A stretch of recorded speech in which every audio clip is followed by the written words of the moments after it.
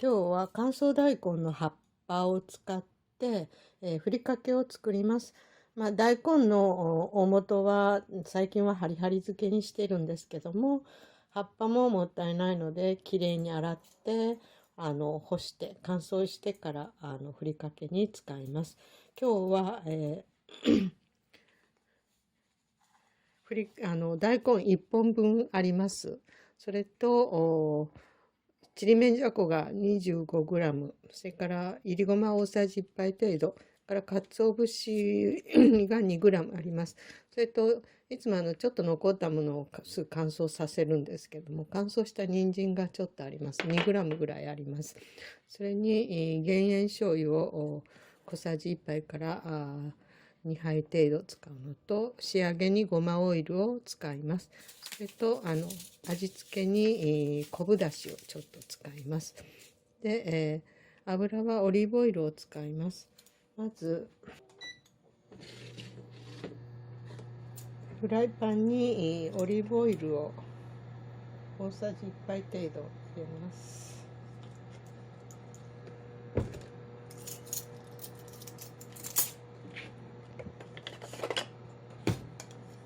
この中に、人参と大根の葉を入れて、油回します。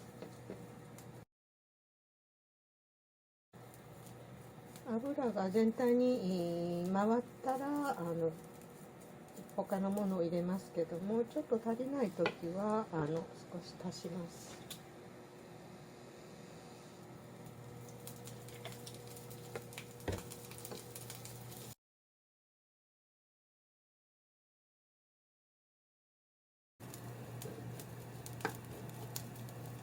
この中に、ちりめんを入れて、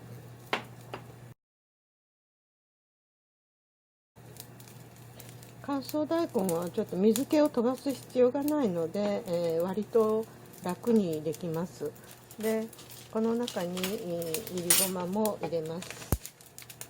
と香りが立ってきましたら、大さじ1杯程度しか残ってないんで、これ全部入れます。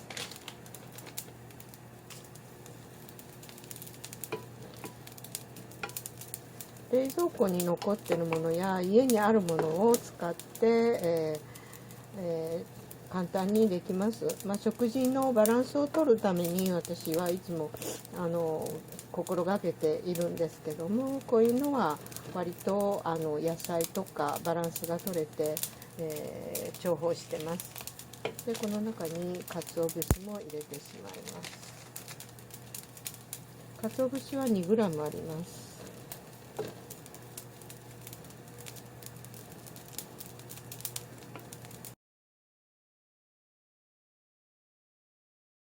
大根の葉っぱの青臭さが飛びましたら、減塩醤油ですけど、これを小さじ1杯程度入れます。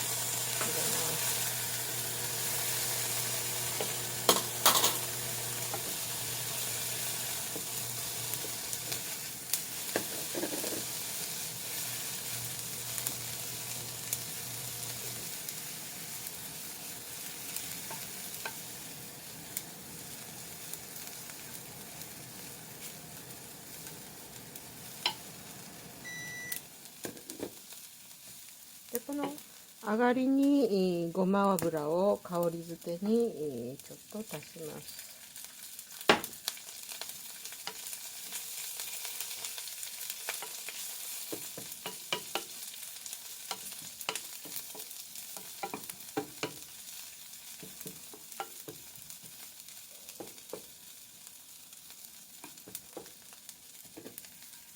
出来上がりました。簡単に食事のバランスを取るものとして一品常備しておくと便利です。昆布だしは小さじ1杯程度入れます。ちょっと途中で入れるのを忘れていたので後になりましたけども、よく混ぜてちょっと昆布の味を出します。